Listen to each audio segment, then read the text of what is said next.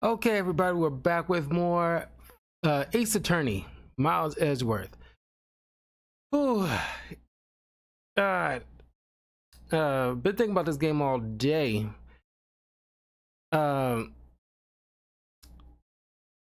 Was thinking about playing it yesterday after I was finished reviewing my first Halloween themed movies to review, which is up on my YouTube channel, by the way. I reviewed the Scooby-Doo animated films Zombie Island, Witch's Ghost, and Cyber Chase.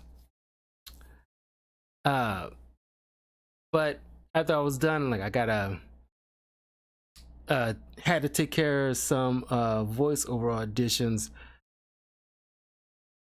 which was kind of well, I think it did, the recording went okay, all things considered, because I don't know, it seems like it was like a helicopter or something going by, or at least staying in one place not too far from my freaking building, and it's like, are you kidding me right now? But anyway, I digress. It was just like, come on now, just get like a simple moments piece of recording. Anyway, let's continue forward with more Turnabout Airlines. Wow, so this is the cargo hold, huh? It's so big. Phrasing?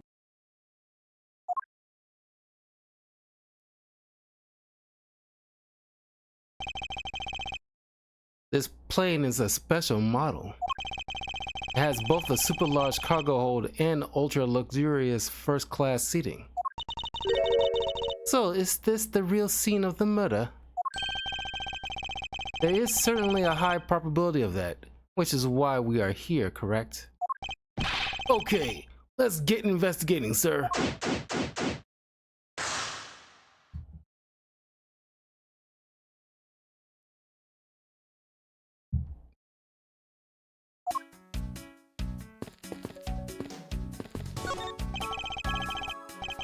Holy suitcases, Mr. Edgeworth.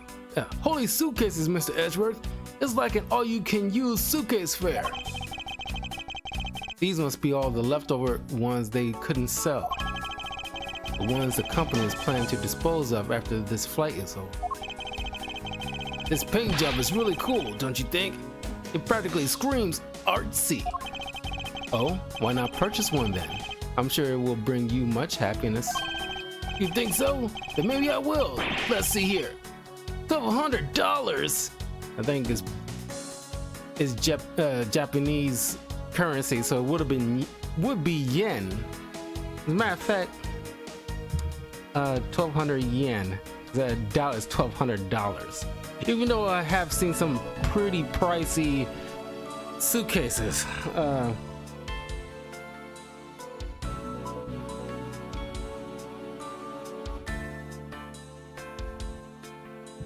$1,200 yen in US.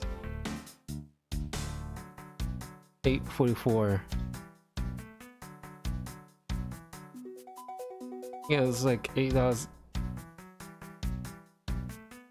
Yeah, $8.44. And it's by US currency standards. It's like, maybe for this English dub they switched it to $1,200 to mean $1,200.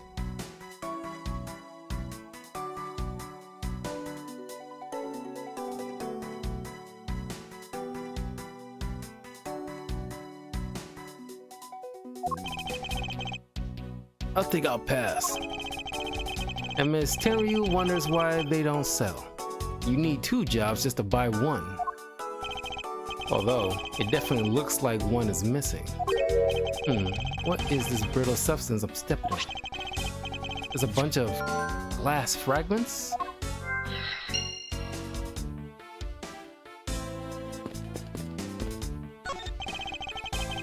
Keeping track of this many pieces of cargo must be very taxing on the cargo crew. This sure brings back memories of when I worked as a part-time mover, sir. By the look in his eyes, he's waiting for me to ask about the rest of the story. But no matter how he pours on the puppy eyes, I have no intention of doing so.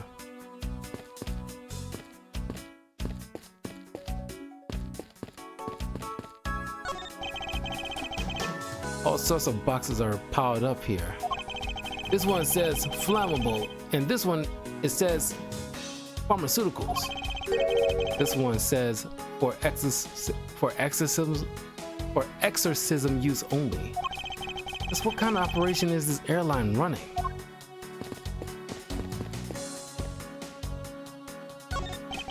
Hey, what's with this suitcase, pal? It's what the victim checked in, sir. So this suitcase belonged to Mr. Hicks. I don't think he'd mind if we took a closer look. There's nothing out of the ordinary in here, sir. Wait, a file. And there's a photo of Miss Von Cromer in it, sir. It looks like a photo on Francisca. Curiouser and curiouser. Why would Mr. Hicks have a file on her?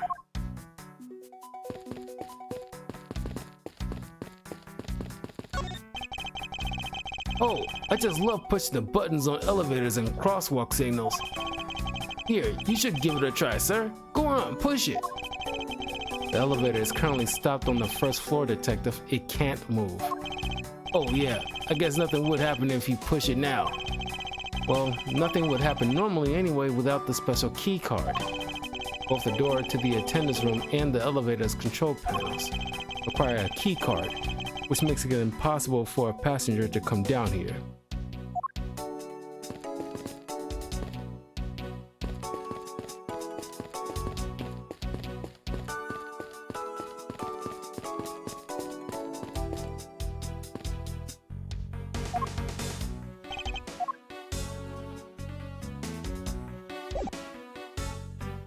Okay.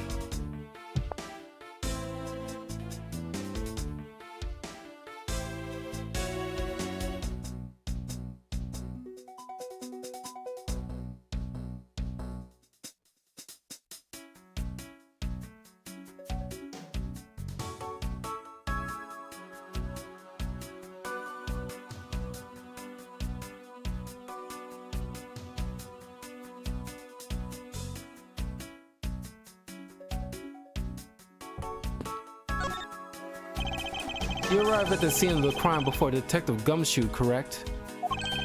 And you then immediately began to direct the investigation.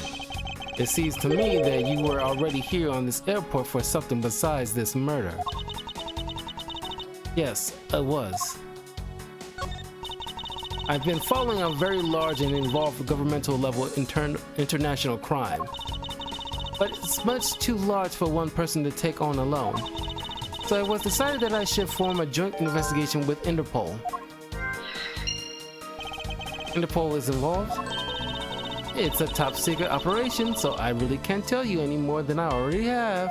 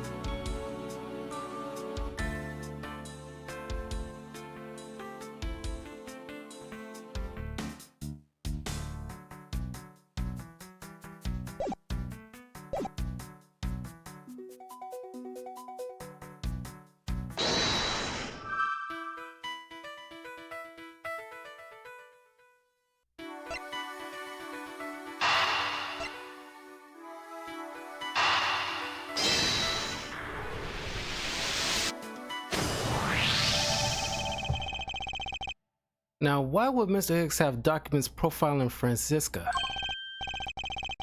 Oh, I know. I bet he's a big fan of Miss Von Karma, sir. Francisca said that she had to come to this airport as part of an Interpol investigation. Oh, maybe Mr. Hicks had heard she was coming here and he followed her. Detective, I think it's more likely that Mr. Hicks was, in actuality, Interpol agent Hicks. I think Francisca has some explaining to do.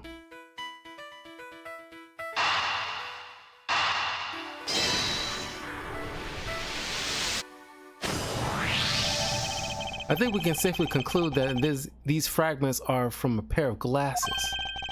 And the victim was wearing a pair of broken glasses. Exactly what I was thinking.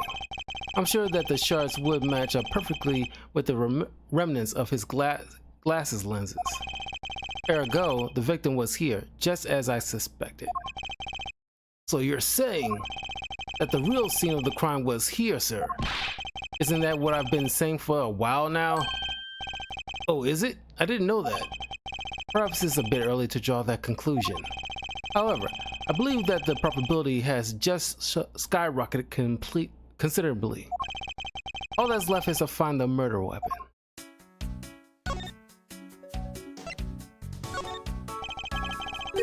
You came to this airport to rendezvous with the victim, didn't you? Nonsense! What are you talking about? We found a profile detailing information about you in the victim's luggage. I suppose it was prepared for him so that he could recognize you when he landed. Which makes him not Mr. Hicks, but rather Interpol Agent Hicks. Isn't that correct? I should have known you figured it out, Miles. But it looks like they got to him first. So you really did come here to receive an Interpol agent then? Yes. Agent Hicks was on the trail of a very large international smuggling ring. He went undercover to investigate this crime, and it was I who put him on this case. I was supposed to receive a call from him on his cell phone once he had landed. I never expected to receive a call about his murder instead. I think we now have a pretty definitive evidence that Agent Hicks came down here to the cargo hold. But what was he doing down here, sir? There's nothing but luggage. Oh, I get it. Maybe he forgot something in his suitcase and came down to get it. Agent Hicks came here for a work-related reason. Of that, I'm sure. Yes, I'm sure he was here to investigate the smuggling operation he was observing. Francisca, do you know exactly how he intended to pursue his investigation? No. Unfortunately, I was going to find out from him after he landed. I see. But this raises another question. A normal passenger can't access the cargo hold on their own. Agent Hicks must have identified himself to be a member of the crew and entered the cargo hold with that person who let him in. Yes, and then he was murdered here. This glass fragments and his broken glasses are a testament to that. And then the killer put Agent Hicks into one of the spare suitcases and they entered the elevator. But while they were riding it up, the plane hit the patch of turbulence. Because of the intense shaking, the suitcase popped open and Agent Hicks' body flew out.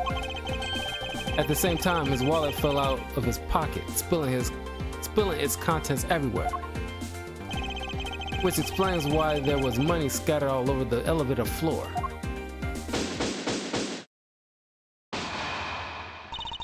I think it's pretty easy to say who the culprit is at this stage. What? Really, sir? I know what you're thinking, Miles Edgeworth, but the killer can be none other than Miss Rhoda Tenryu.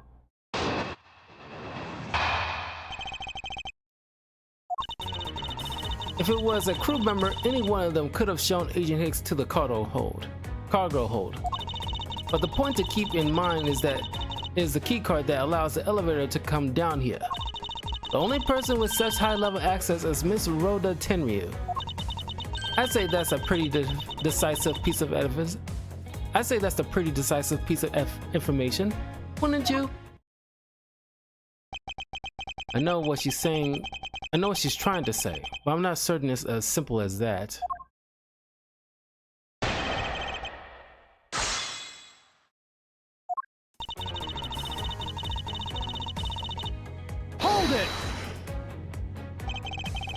That might be true, but then it could be anyone, including Miss Meal or even the captain.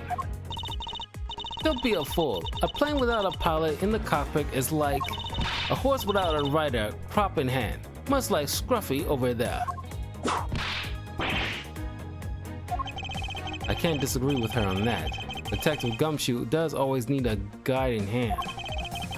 Very well, then what about the other flight attendant, Miss Meal? Ha, I thought you might ask about her. Hold it! But it's highly likely that the key card was stolen from Miss Tenryu. Objection!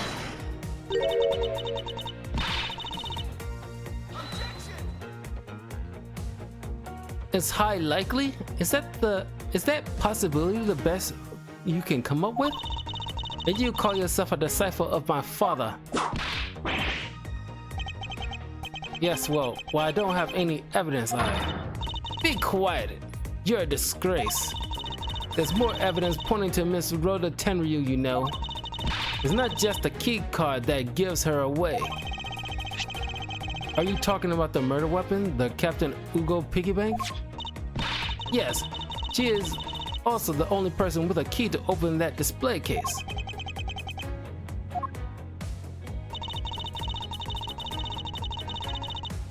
Hold it! But that is a fake. Objection! Stop right there, Miles Edgeworth. You don't have any proof that this is just a red herring. If you must keep on insisting that it's a fake, then what is the real murder weapon and where did it go?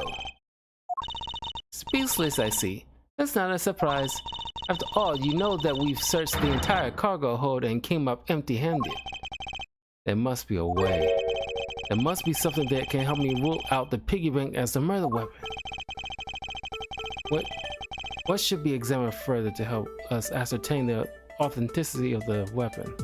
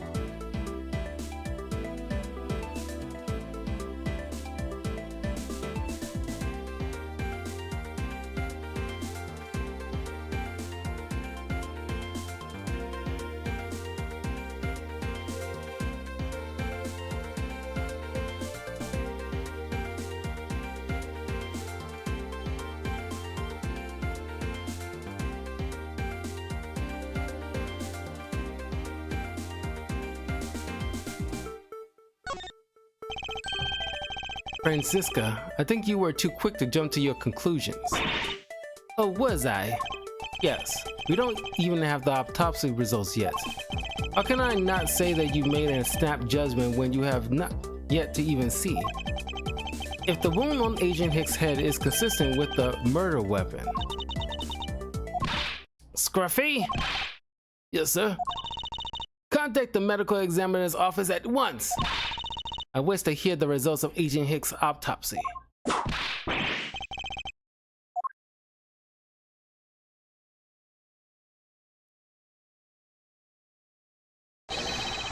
We got a big problem, Mr. Edgeworth, sir.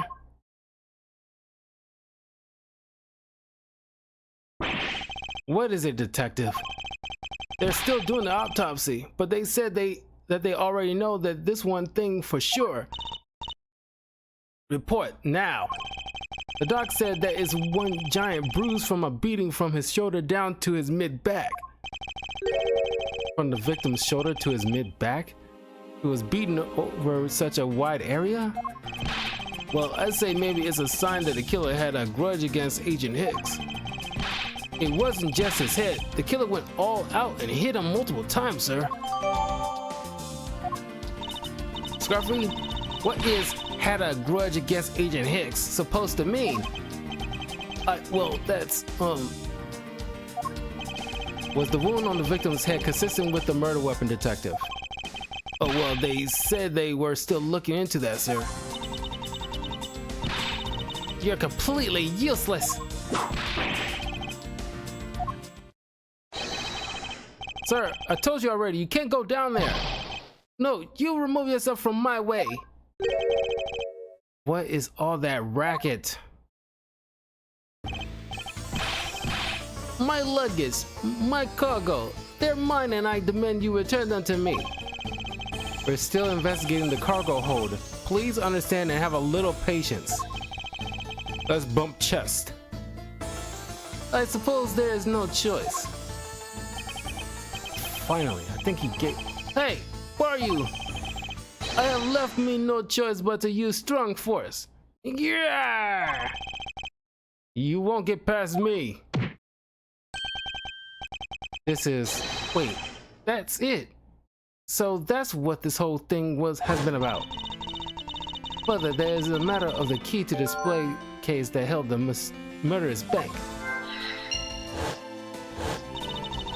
After all, you know that we've searched the entire cargo hold and came up empty-handed.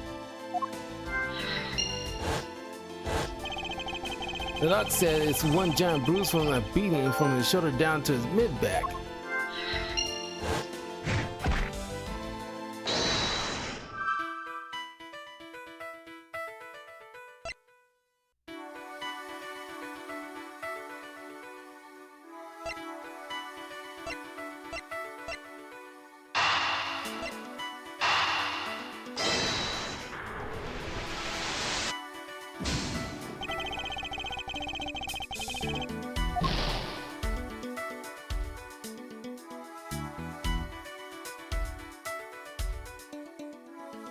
Thought that was it. Hold on.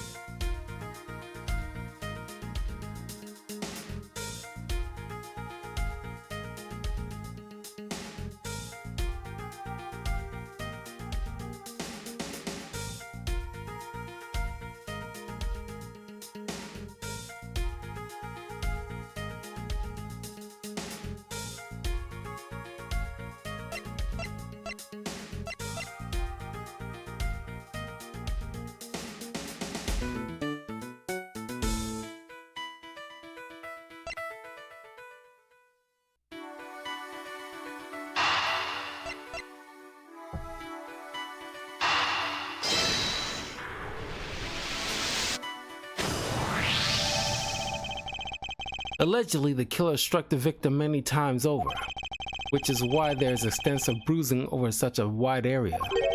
But is that really the correct conclusion to draw from the evidence? The bruise from his shoulder to the middle of his back is one continuous mark, which is more suggestive of a single blow to the back. If that's the case, then the piggy bank is much too small to have caused that. Therefore, the murder weapon must be something far bigger.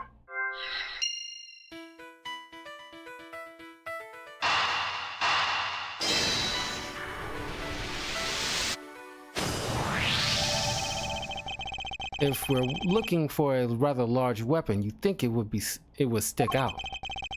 But so far we haven't found anything that resembles a weapon of any sort. Perhaps, just perhaps, it's something we all overlook from the very beginning. Because normally it's too impossibly big to be taken into consideration. What's this all about? Was he trying to jump his way down here? Franziska. What? What do you want? I found it, Franziska. I found the real murder weapon. You did? He really jumped. Well, we didn't realize it until now, but the answer has been right in front of us this whole time. He might be hurt. We should go check on him first. Check on him, sirs. There's that pompous attitude of yours again. You should learn to drop that habit. This coming from a prosecutor with a habit of whipping everyone she come across.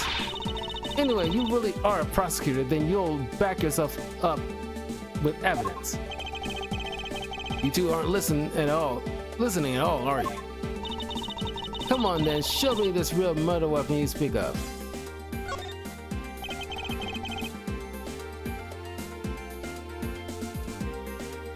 It's large, so it had to be the suitcase, right? Take that!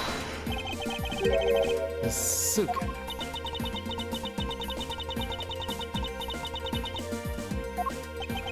Of course, Agent Hicks was placed into this suitcase alive, and it was while he was in there that he was.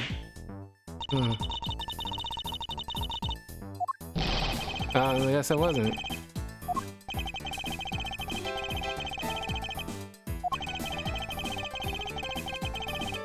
Probably I thought he like fell on the suitcase.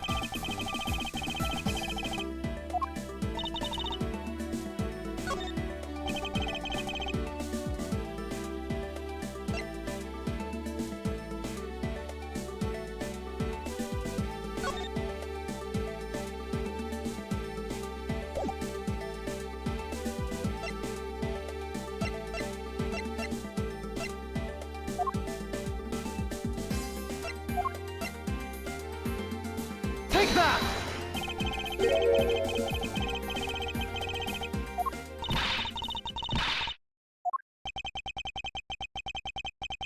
I guess I thought that big thing is. I need to look this up.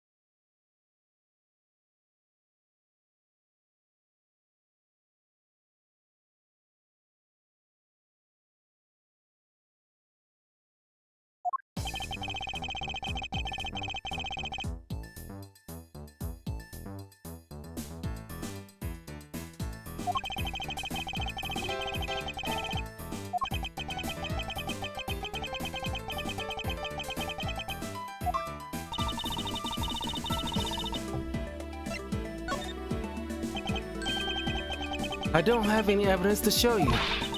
Foolish reasoning for a foolish fool from a foolishly foolish fool meant to fool me. What do you mean by I don't have any evidence to show? Perhaps I should phrase it as that which caused Agent Hicks' death is incorporeal. Forgive me, but I do believe I have figured out what was the real cause of death. The victim fell from a great height and subsequently died as a result. In other words, the real cause of death is free falling to the ground. He fell? Fell to his death? Yes, this is the only plausible possibility. The victim has extensive bruising on the back of his head and his back, and the only rational explanation for these injuries is that he fell to his death. But the murder weapon inside this plane. I know. Are you claiming that there is some place in this plane from which he could have fallen from? As I said earlier, the answer has been right in front of us the entire time. You can't mean. Yes, I do. The victim fell from the top of the stairs of this very cargo hold. We're in trouble. We may have a second death on our hands, sirs. Hey you! Tell me you're dead, pal. Quiet! What are you screaming? He's alive! And there you have it, Miles Edgeworth. It's not possible that Agent Hicks fell over the railing to his death. That means is living proof of that. That man is living proof of that. I suppose it's true that it's not possible given the current circumstances. The current circumstances? What is that supposed to mean? Suppose that large piece of cargo wasn't there at the time. What would have happened then? He would have been a Norwegian pancake for sure, sir. I suppose that man over there wouldn't still be breathing. But the reality is that the cargo box is there. So there is no point in entertaining your wild hypothetical scenarios. It may be there now, but there is no proof that it was always there. Ha! As if there could have been a window of time when that giant box was not there. Oh, but there was. What?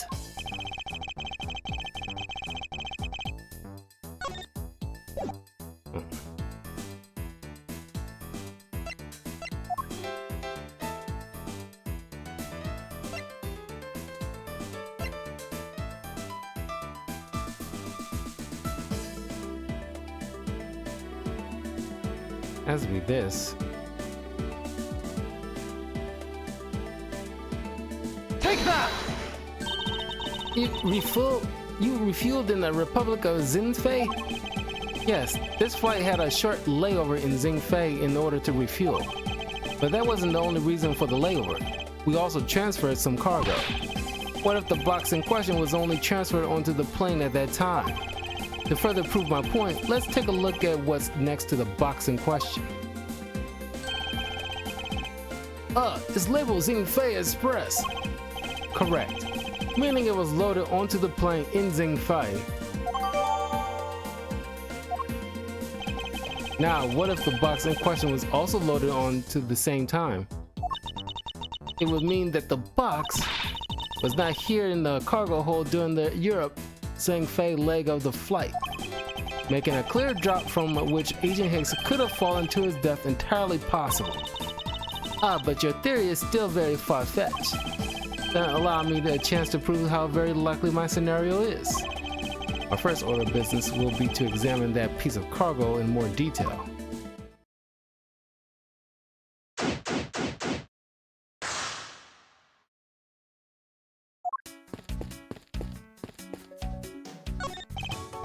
This is a rather large piece of cargo. There's a tag on it, sir. Let's see. A leaf red statue. Never heard of it. Nor I, but I care about it as if we can prove it wasn't here at the time of the crime. So let's get investigating, sir.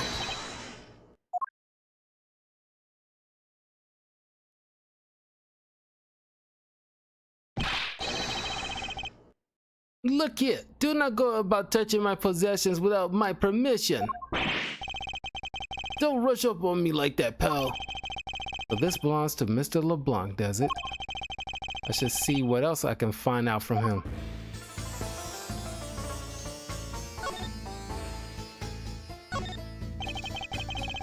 I take it that this large piece of cargo belongs to you, Mr. LeBlanc? Of course it is mine. I shipped this fine piece of art from Europe. This Alif Red statue is worth 10 million cents. No, maybe much more. Mr. LeBlanc's reason for choosing this plane must have been the large cargo hold. 10 million cents? I suggest you stop trying to calculate how many packets of noodles that makes, Detective. Gordon, how did you do that? I feel like you keep getting better and better at seeing right through me every year. So I grow with each revolution of this planet around the sun. I have the distinct impression he continues to madly spin in place. Hey, Mr. Edward, so that 10 million cents, is that in euros or in dollars? Does it really make a difference to our case? Mr. LeBlanc, there is a chance that your cargo is related to our murder case. I was wondering if you will allow us to examine it a bit closer. It is a very valuable piece of art, so no, there will be no touching.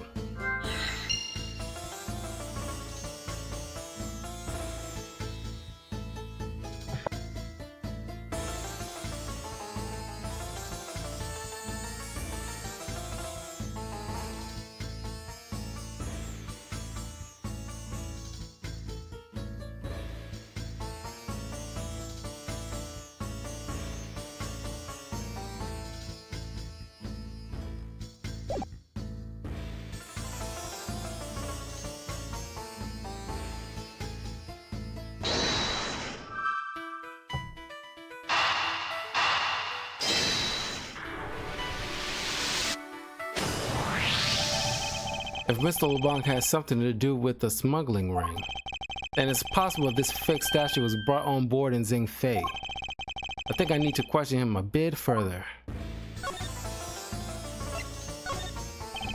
About your statue, Mr. LeBlanc, I wonder if it might be a fake. What? How dare you say my art is fake? I suppose that your statue might be the target of an international smuggling ring. Don't say such fantastical things. Those things would not dare. I have the certification of my cargo right here. Do you mean the cargo certification document? Mr. Zinc LeBlanc, why didn't you say so earlier? Please allow it to,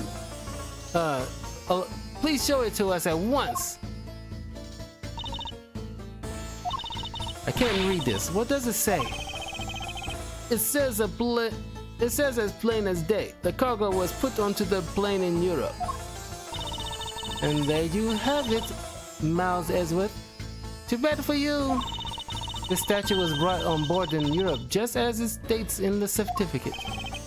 No, which means that there never was a window of time in which the statue wasn't sitting there. I respectfully disagree. We can't discount the theory until I see the statue for myself. Then you can have your wish. Look at it yourself and see if I am right. I know I've seen this somewhere before. This is the Alif Red. It gives off such a feeling of art. I can practically smell it. This statue has a high amount of historic value. After it was unveiled at a museum in Europe, I brought it to this country to exhibit it. I believe a closer look is warranted here. So this is the infamous Alif Red statue,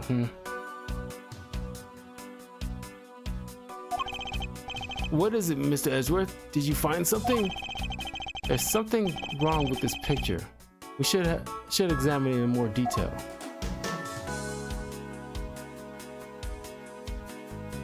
That like a gem? For eyes?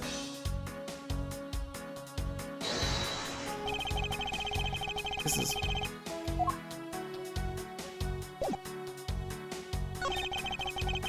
These eyes are made of some sort of gem.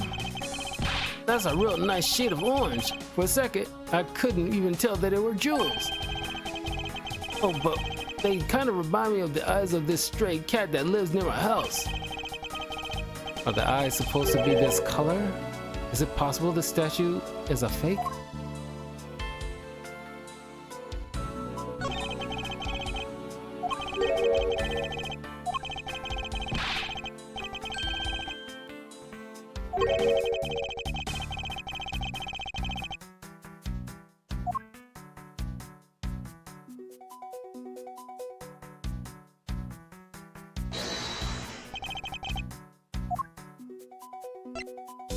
Eureka! I'm not entirely confident that there is a contradiction here. What do you think, Detective? Well, I think it's really suspicious looking, sir. My well-trained guts tells me so. Oh.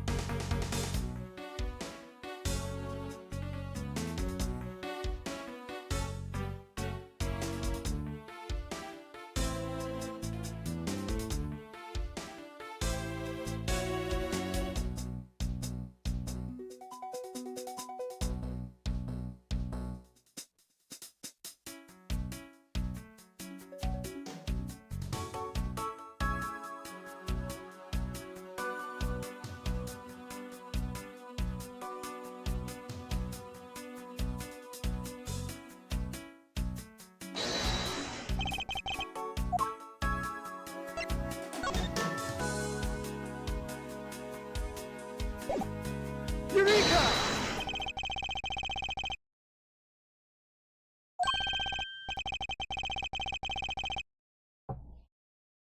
Yeah, it's a fake. Yeah, and pretty. They remind me of sunsets when I was in grade school, sir. I don't think you see what I'm talking about. No, I do, but it's really like the color of the sun when it's setting, sir. Ah, the memories. I remember standing out in that field, spinning with my arms out until I fell ill. I don't care about sunsets. Focus, Detective. What color are the eyes in this photo? Huh? Sir, they're red! As I thought. This statue is a fake. Mr. LeBlanc. What do you want? Do you not know I am a busy man? I'll allow you 2 seconds for your answer. They'll leave red. I suppose this is your pride and joy, is it not? It is the biggest trophy on this European trip. Do you know why I wanted to possess this statue? The trigger started 17 years ago. Better grab a chair, sir. Sounds like this is gonna be a long story. Mr. LeBlanc, I regret to inform you, you have my heartfelt sympathy, but what is it? Sympathy for what? You'll see. I'd like you to compare the eyes. The large fellow there has a very bright and pretty eyes compared to you. I wasn't talking about the 2 of us. I meant the eyes of the statue in front of us and the one in this photo. Why the sudden yelling? Now then. Oh.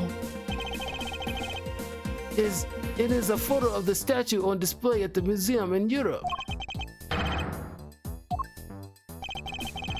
Now do you see, Mr. LeBlanc? The statue before us is a fake.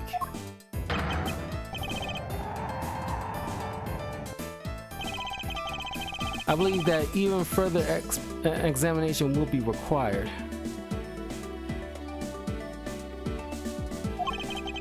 Now that we have confirmed that this is indeed a fake, there must be some sort of proof that this was brought on board in Zingfa. I will present to you evidence that will resolve the remaining contradiction.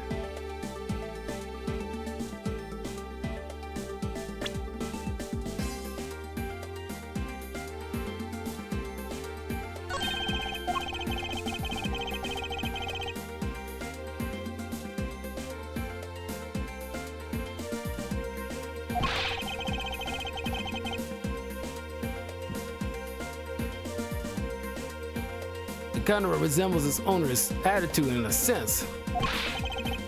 You, what did you say now? Whether my clothing's hem is not being stepped on by anyone. It is too expensive for me to allow that to happen. Please forgive the trespasses of my subordinate. Why should I forgive if the dress passes? Unless it is an expensive dress, you keep it.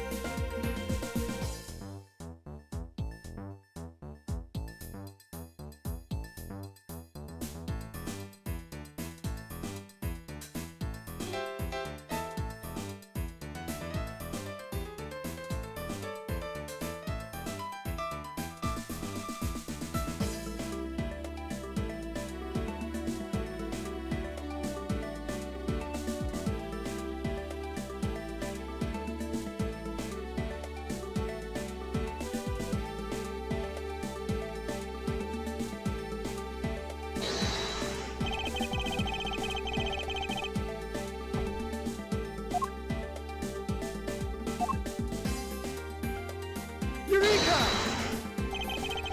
There's clearly a contradiction here. What are you talking about? It's just a simple case of a cargo over getting stuck under another piece of cargo. Ah, that's not possible. But it is. It shouldn't be this way, but the statue is on top of the claw. Supposing that the neighboring piece of cargo was brought on board in Zing Fa, there is no way that any part should wind up under something from Europe, which means that this fake statue was smuggled on board in Zing Fa. But then what about the cargo certificate? Let me ask a question. Let me ask in return. What about Agent Hicks? Why did he come down here in the middle of the flight? There's only one reason why: to secure proof of smuggling activity on board this flight.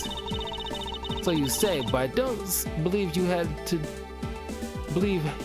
had to do that mid-flight. We could have just as easily inspected all of the cargo after the plane landed. That may be true, however, you have it backwards, Francisca. Sure, Agent Hicks could have waited until after the plane had landed, but he had a reason for coming down to the cargo hold.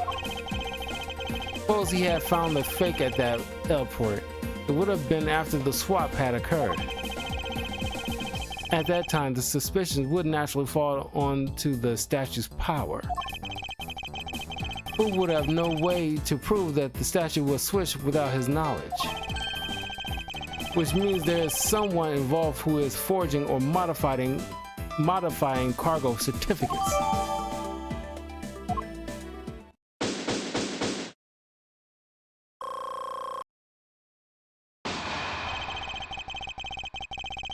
I guess the victim knew the real version of this was gonna get nabbed, huh? Yes, while this photo could have been taken as nothing more than a simple souvenir, it was in fact taken to be used as an evidence document later on.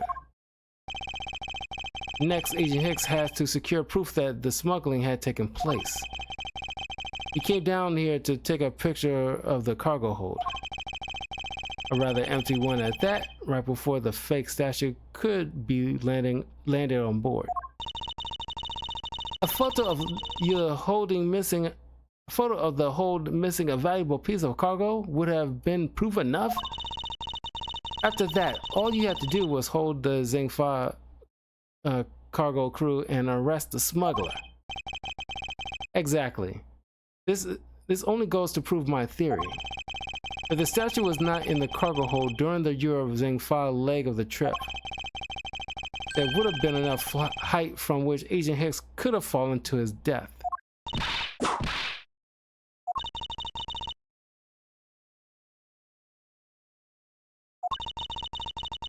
I want a thorough examination of the floor underneath now.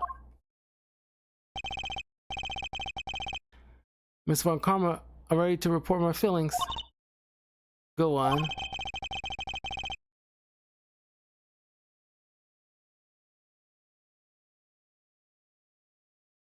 Okay. We tested the area under it with limonol and there was a reaction. I see, there was a reaction to limonol, an indication that there was blood on the floor. Can we stop looking at this now, sirs? It would seem that my deductions were correct after all. I suppose it would appear that way. The culprit cleaned the blood up very well. How do you think the killer did that?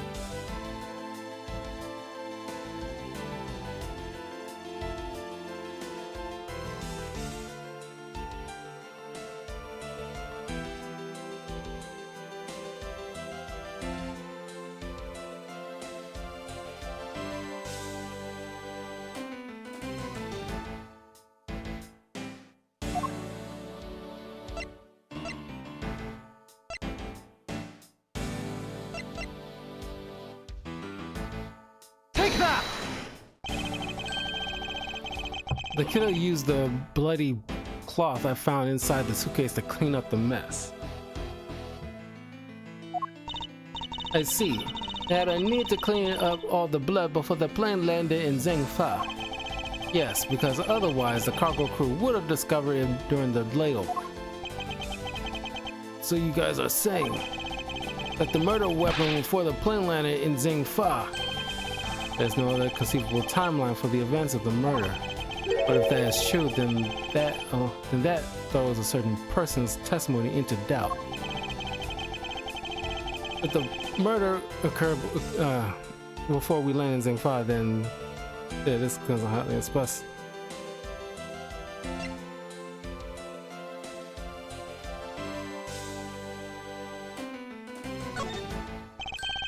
Recall Miss Mill's testimony about Agent Hicks in regard to when he departed Zhengfa. I saw Mr. Hicks sitting in his seat at 5 a.m., you know. She claims Agent Hicks was alive at the time of the service calls, but that totally contradicts the facts, sir. But why would she lie about something like that? I think the only person who can answer that is Miss Mill herself.